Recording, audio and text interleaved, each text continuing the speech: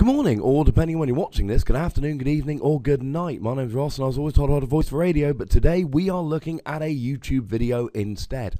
This is round 7 from the Nottingham Regional Championships that happened in the UK in March 2015, shortly after the release of Primal Clash. And if you're watching this, as soon as I pop it up on YouTube, that little bit's going to sound silly. But if you're watching this 2 years later and you're trying to get a bit of historical context, and I know that sounds silly in the context of Pokemon, but let's just roll with it anyway, then hopefully that little bit of information will be good. Now, according to the list I had, this was going to be Alex Dow against Tamao Cameron. Clearly, neither Alex nor Tamao is a lady, and looking through the information from Nottingham Regionals, I believe we have Danielle Hames on the left, and we have Matthew King on the right. And if I am mistaken about either of those two people, then all I can do is apologise. So we are in round 7 of the tournament now. We've just seen Matthew King in a very interesting Yveltal Seismitoad mirror with Ryan Morehouse, which ended in pretty much the fairest and most deserved draw you will ever see. And now he's going up against Danielle, a lady who's obviously doing very well at the tournament to be this far up in the tournament. Both these players have got their top 16, some points ready from already at this stage, win, lose or draw, I should say. But it really is going to come down to, the winner of this is going to make top 8, and the loser is far from guaranteed. So we see the flip, and it appears that Danielle won the flip. That wasn't entirely clear. We shall see in a second. Now, if memory serves, Danielle is playing Donphan. You guys will already know, ironically, because you'll be able to see it in the product description, the video description. And we can see from her mulligan there that Danielle is playing Donphan. And she's had a history in recent tournaments of playing Donphan Trevenant. About the only person in the UK, at least that I'm aware of, that has been keeping up with Donphan Trevenant, rather than just going with Robo Substitute. She's been playing it with Trevenant, the theory being that you're still using Spinning Turn to hit and run with Donphan, doing 40 for 1 energy, and then adding to that with Strong Energy and Fighting Stadium, etc. And yes, there we see the Phantom on the bench there, so we do see a Trevenant. But, playing it, and as the Fighting Stadium goes down, she did win the flip, as it turns out. And then you stick Trevenant up there to lock your opponent out of trainers with a Floatstone on the Trevenant, and your opponent isn't able to play a Startling Megaphone to get rid of the Floatstone, because they're locked from trainers, and they can't get rid of your Strong Energy using something like they're not able to get rid of the Strong Energy using their Enhanced Hammer or Poison You or anything like that. Even a Seismitoad of a Muscle Band, and bearing in mind they can only put the Muscle Band down if they get it before you get your Trevenant active, is going to free hit KO a 110 HP Trevenant. So that's, something that we must bear in mind at the moment, is the fact that the Trevenant really is good against Seismitoad. Not relevant here. Oh, and we see, so Danielle had a good start, and this is a brilliant start from Matthew. Matthew's going to need a Muscle Band here, and if he can get a Muscle Band and an Energy, he's going to get the KO on that Fampi on the first turn of the game. Now there's the Energy. He's currently doing 60 to the Fampi, which means Danielle will be able to evolve it and Spinning Turn out and save it from being killed. But if he's got a Muscle Band there, he is going to be able to kill that Fampi. And it looks like a Floatstone has gone down on the Mewtwo. I'm afraid I can't see that too, because I believe it's a Floatstone, because I believe, if I remember correctly, Matthew plays Garbodor. And he drops an N down there. Now, if Matthew's able to KO the Fampi here, that's going to be huge, because Danielle doesn't have a Fampi on the bench, which means there will be no Donphan coming on turn 2 for Danielle. Now, the other thing here is the weird, kind of the interaction. We've spoken about it on the podcast, PTCGRadio, before. The interaction between Garbodor and Trevenant. If Matthew can get a Garbodor out, that will knock off Trevenant, and he will have trainers. If Danielle is able to get her Trevenant out, then that is going to stop Matthew getting a Trubbish down with a tool, which means that he will never be able to put the tool on a Trevenant, because he will always be trainer locked. And it looks like, yes, he's going for the Trubbish straight away, and he needs to get a tool on that quickly. If Danielle hits the Donphan Trevenant here. She'll be able to spinning turn into the Trevenant, and Matthew won't be able to put a tool on the Garbodor. And remember that and it doesn't look like he has got either the tool on the Garbodor or the Trubbish or the Muscle Band on the Yveltal. And that's going well for Danielle. So the key here really is, can she get the Donphan? And she does. And crucially, can she get the Trevenant? And she can. There is the secret rare Ultra Ball as it happens.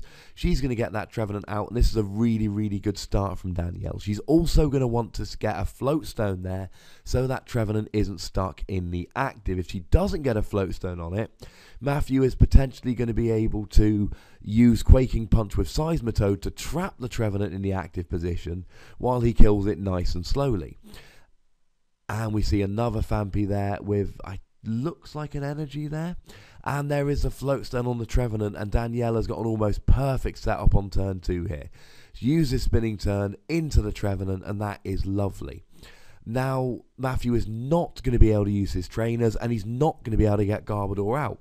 Garbodor will shut off Trevenant, but Matthew is not going to be able to use his trainers here, so he's not going to be able to get Garbodor out to shut off Trevenant to get his trainers back. However, Trevenant is weak to Dark. That means that although he can't put the Muscle Band down here or play a laser, he is doing 60 damage with this Yveltal, which means that that Trevenant will die next turn, easily 2-hit KO'd by the non-EX Yveltal. And that is quite a big deal here. This is going to have some kind of impact in this game, we would imagine. The Trevenant is amazing, but, you know, it also dies quite quickly to Yveltal EX. Now, you will also notice there that Danielle has a Suicune on the bench. That is the one with Safeguard, which makes it impervious to non-EX Pokemon. Excuse me, to EX Pokemon. And you'll see, you'll see that Matthew is building up the energy onto his non-EX Yveltal. And there's two reasons for this. And Danielle's putting another Phantump there so that if the Trevenant does go down, she's going to be able to have another Trevenant ready to go next turn. There's two things that non-EX Yveltal is going to do. Number one, it's got fighting resistance, so Donphan does a base of 20. It's a non-EX, so Fighting Stadium doesn't take into account. So even with a Muscle Band and a Strong Energy, it's doing 60 damage, and Donphan is not 2-hit KOing a non-EX Yveltal for one prize. It isn't 2-hit KOing if it has a Strong Energy and a Muscle Band. It's going to need more than that just to 2-hit KO. The other thing is, of course, that once you get free energy on that non-EX Yveltal, it will then be able to do an attack for 100 damage, which will be able to KO the Suicune, and make sure that he can then take the rest of his prizes with Yveltal EX. You'll notice there that Danielle has actually got a pair of Suicune down now, so this is clearly more than a one-off deck. She's basically relying on the fact that people are playing a lot of EX Pokemon at the moment and using Suicune as a little bit of a barrier. So she's basically using Donphan, and rather than using Robo Substitute and Hawlucha like a lot of people are, she's actually going for the Trevenant to block trainers or the Suicune to block EXs. Very much a denial deck. Either you can't attack with your EXs or you're not going to be able to use trainers. And she's had a very, very quick setup. It looks like she's got a very consistent deck. Matthew, on the other hand, yes, he's trainer locked, but he's not worried too much. It looks like he's about to go a prize up. That non-EX Yveltal is doing very nicely indeed. It's not got a huge amount of damage on it yet. And he's able to build up EXs on the bench. Now, it looks like he's building up his... another non-EX Yveltal. So Matthew's basically decided that in this matchup, he's going to win it with non-EX Yveltal. Donphan does very little damage to it. It KOs Trevenants very, very quickly, and it's able to go through Suicunes as well. The other advantage Matthew has got, of course, is that if he's using the 30 damage attack with Yveltal, not only is he 2-hit KOing a Trevenant nice and easily, due to the Dark weakness, but he's also able to build up a second non-EX Yveltal by using that attack. And he doesn't need to use the attack that does 100 until a Suicune goes active. So Matthew there can just sit, building up the other non-EX Yveltal on the bench while he uses the attack that just attaches energy to the benched Yveltal. And 2-hit KOs a Trevenant. And then if Danielle ever brings a Suicune active, Matthew can just very quickly bring up a non-EX Yveltal to 1-hit KO it. and that is going to be, it's going to be pretty huge. So Matthew looks in control about this. The kind of deck Danielle's playing is very, very interesting in that there's going to be an awful lot of decks where you stick up a Trevenant and they can't handle the trainer lock. These speed Donphan decks which have come around, which are largely trainer draw based, they are going to massively struggle against Danielle's Donphan deck. No roller skates, no acrobike, no Pokemon catcher, no bicycle. She's going to have the massive advantage in the mirror. Similarly, against a lot of decks which are very EX heavily focused, you're going to be able to just sit there and we see a Lysandre there going after the Donphan, and of course he's going to be doing 100 damage here and KOing the Donphan. Because that's the Phanpy, well, it's the Donphan that evolved from the Phanpy, which had 60 damage on it from the earlier attack. So we see here that Matthew, a very good player, as I said in the previous video, he's got his, and remember there is an effect of that, if he flips tails he can't use the attack next turn. Looks like it was the heads. As I said in the previous video, he's already got his Worlds invite for this year.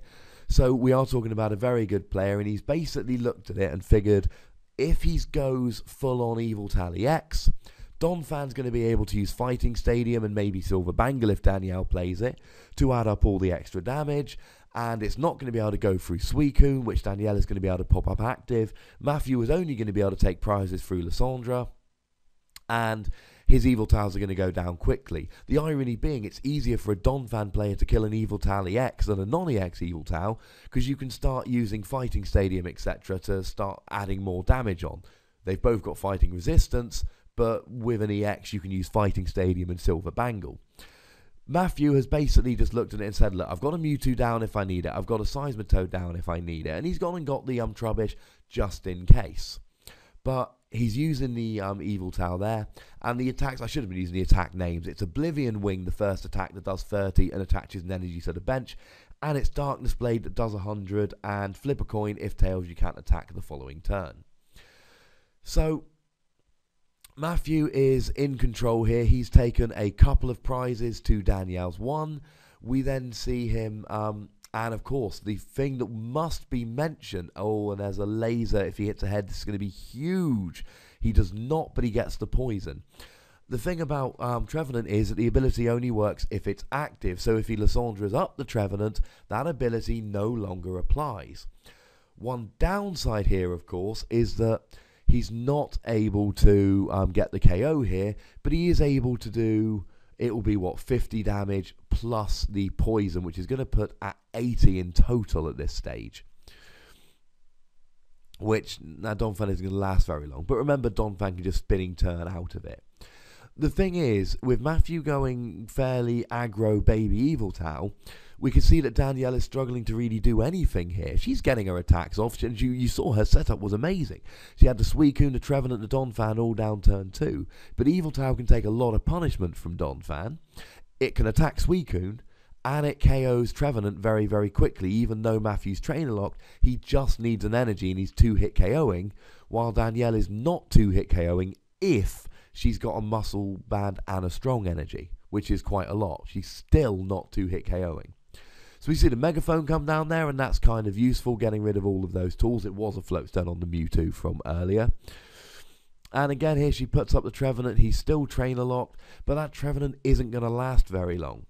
The question we do need to consider at this stage, though, how many non-EX Yveltals does Matthew have? Because if Matthew runs out of non-EX Yveltals and Danielle is just able to keep going Donphan to Suicune, and Matthew is left with a bunch of EX attackers that can't go through Suicune, and Danielle is able to use, Fighting Stadium and Silver Bangle, etc. to do more damage to those EX attackers, then maybe she's actually going to end up in a much better position very, very quickly here.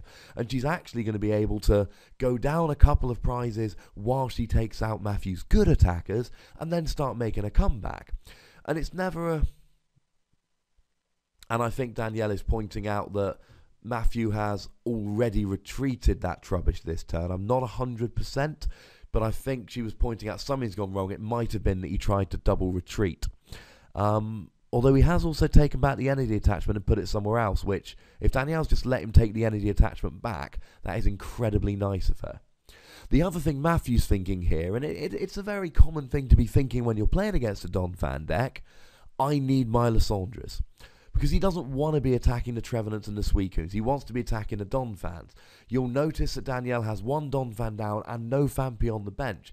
So if Matthew's able to draw a Lysandra here and kill that Donphan either with a Mewtwo or a Seismitoad, because we do see a water weakness with Donphan, or an Yveltal EX, and then Danielle, I should say, is not going to be left with any relevant attackers, and that's going to go moderately bad, moderately quickly. We see a VS Seeker there from Matthew. He goes for the Lysandra exactly as I suggested he was looking for. The Mewtwo comes up, X-Ball doing 20 times the amount of damage attached to both active Pokemon, and with Donphan already on 80 damage and having a bunch of energy attached, it's going to be very, very easy for the Mewtwo to KO him. Now, Matthew's got the prize advantage. Danielle appears to only be playing Dark Energy, so she can't be attacking with Suicune or Trevenant, even if she wants to, because it looks like she's only playing Dark Energy and DCE, and Trevenant needs Psychic and Suicune needs Water to attack. So, it's not looking good for Danielle here. If she was able to weather the storm of the baby Yveltals while setting up a bunch of Donphans, so she could now just be spinning, turning into Suicunes every turn while Matthew missed his Lysandra, then it's going very well. And you see she scoops the first game there. She's got a Phanpy prize. She's lost a couple of Donphans. And unfortunately with this game, as I said, Matthew was able to hit his Lysandras at the right time. Danielle didn't get enough Donphan set up, and even though she got a good setup, Matthew took the perfect plan there, going with the baby Yveltals, and he was able to win. So I'm going to take a quick break from recording now so that we don't see the technical problems we saw before, and we're going to commence with round 2 in just 1 second. But don't go anywhere, it's going to be on the same video. So moving on to game 2, we see Matthew up by 1 game playing Yveltal, Seismitoad, Garbodor, and Danielle on the left down by 1 game playing Donphan, Trevenant, Suicune. And as I mentioned in the previous game, this is a build of Donphan which, if it ever was in fashion, it's gone out of fashion. Certainly in the UK at least. I can tell you my impressions of other countries, but it's only the UK I've really been able to have a good look. And the current trend for Donphan decks is speed. You play Robo Substitute and Teammates to take advantage of the Robo Substitute, and you play loads of Trainer Draw cards, and it's just all about pure speed, as fast as you can. What can we do here? Can we get the Donphan out and just make them kill Robo Substitutes while we try and kill all of their stuff? And I've made this kind of Donphan deck myself, and it's absurdly fun to play. Danielle, she's gone for a different tack. Now, I will spoil it and say a little bit that there were 2 of these super fast Donphan decks that made it into the top 8 in this tournament. So clearly they're useful. Oh, and that's a nice start there. You'll see that Matthew has elected to start with the Seismitoad, and that's really, really good because Phanpy is weak to Seismitoad, and all Matthew is going to need is a DCE and a laser, or a DCE and a muscle band, and he's going to get the turn 1 KO on that Phanpy. He's going second so he can attack on turn 1, and there is going to be no retreating from Danielle.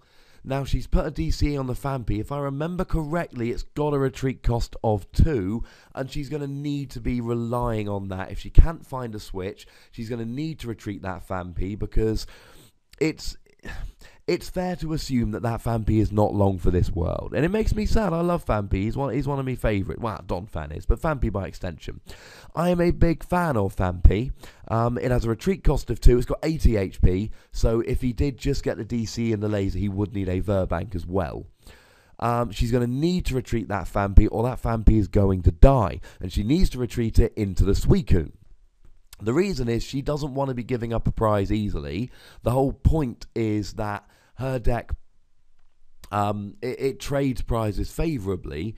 This way, Matthew is going to be able to use Quaking Punch, but it's not going to do any damage to Suicune unless he can play an Escape Rope or a Lysandra or something like that. He is able to play the laser, however, and Danielle stays awake, which is crucial because we saw in the previous game she plays Floatstone. Danielle is going to be wanting to play a Floatstone to retreat that Suicune, and if it was still asleep at the beginning of her turn, and there's only a 25% chance of that happening, but if it was still asleep at the beginning of her turn, that would potentially be bad news bears, because she would then be maybe struggling to, she could then lose that nice and early. Now you'll see here, unlike in the previous game, she is tripping Fampies. She has got 3 Fampies down on the bench, 2 Trevenants, and it's interesting that she's chosen to go for the Trevenant here, knowing how easily it gets KO'd by the non-EX Yveltal. But having said that, Suicune's not doing much better between the lasers and the Oblivion Wings, and at least the Trevenant does block Matthew from using trainers. Now, you'll see there that Matthew has gone for the non-EX Yveltal. They're sitting on the bench. He wants to do the same thing he did in the previous game. Now, this is something I mentioned on last week's podcast. For those that are listening more than a couple of days after I post this, it's week 137. I had a question from a listener. It's my podcast, PTCGRadio, with which you should all be familiar, but just in case. Question from a listener about what is preventing all effects of an attack, including damage done to this Pokemon mean. Essentially, the trainer lock, which is triggered by Quaking Punch, is not an effect done to the Pokemon, it's an effect done to the player.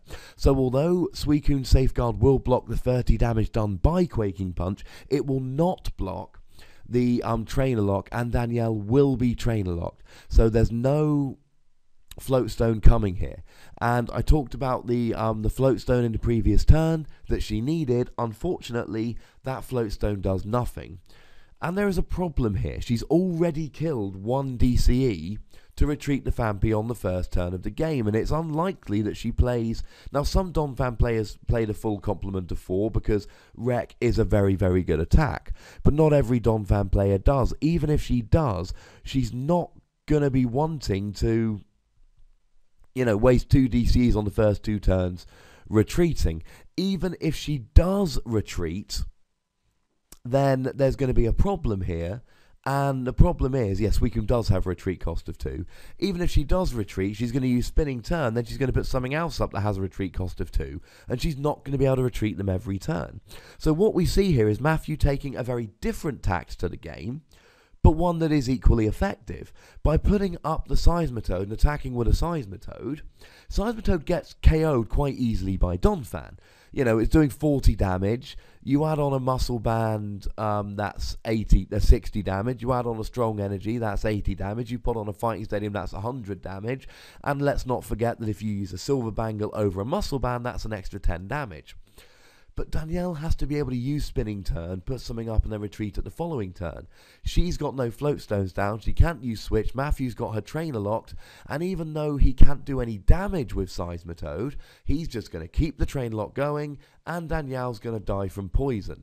The one small mercy she's got here is that it died going into her turn, not going into Matthew's turn. So she's able to put something else active and then have a turn. Now, one thing that is interesting here is that rather than put up the Donphan to use Spinning Turn, she's put up the Phantump. And this, I believe, I would say this is a mistake. I don't see the logic of this play here. She is under trainer lock. She's not going to get that Phantump out of the active. Now, you can see she's building up the energy on the Donphan, and clearly what she wants to be doing here is going for Wreck.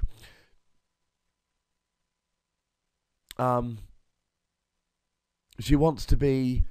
building up that Wreck doing it. Oh, and there we see Lysandra, and that flip is irrelevant because Donphan's got 130 HP and a weakness to water.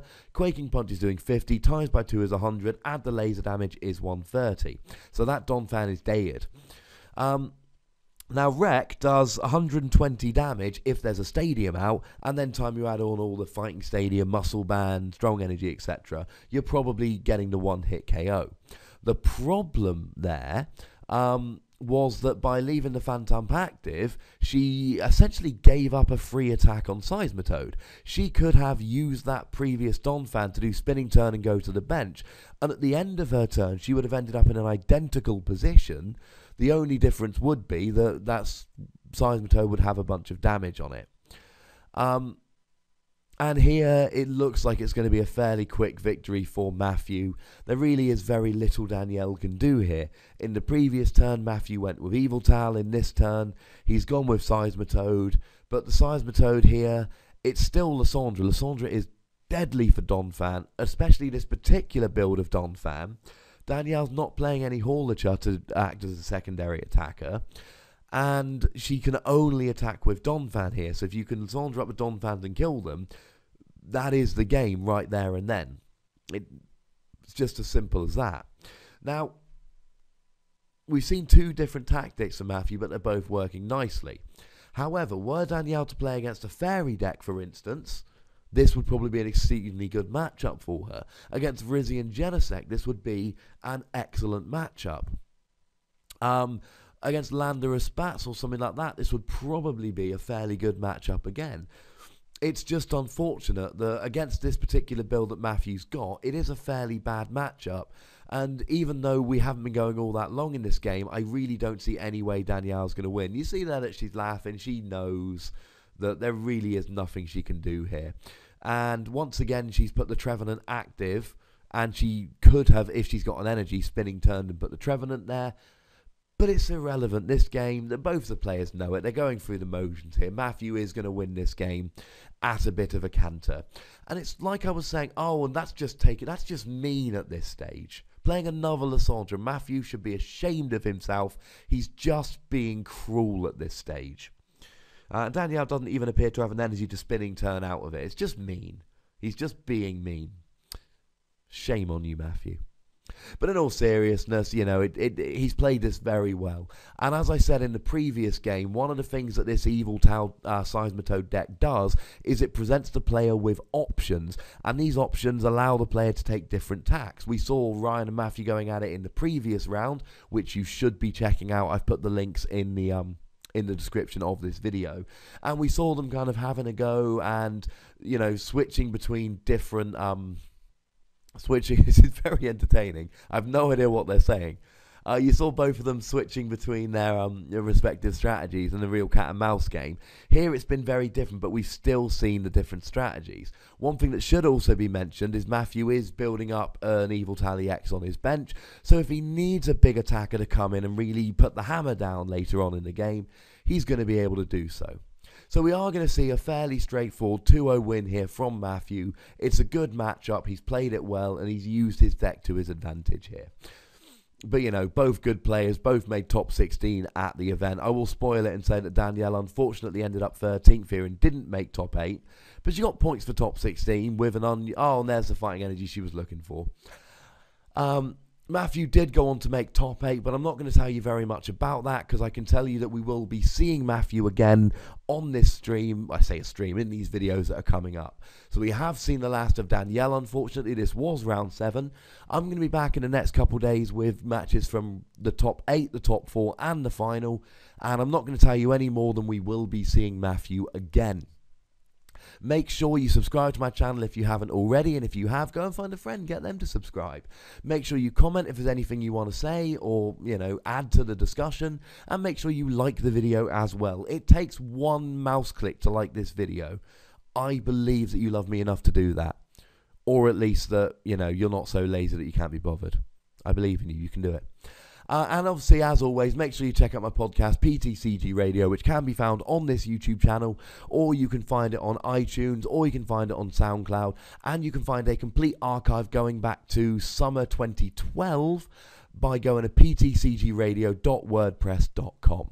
That'll do it for this video. Thank you very much for watching. Make sure you check out the previous rounds if you haven't already, though you should, and the Top Cut matches, which will be coming along shortly. Thank you very much for watching. Look after yourselves until next time. My name's Ross, and you've been watching PTCG Radio.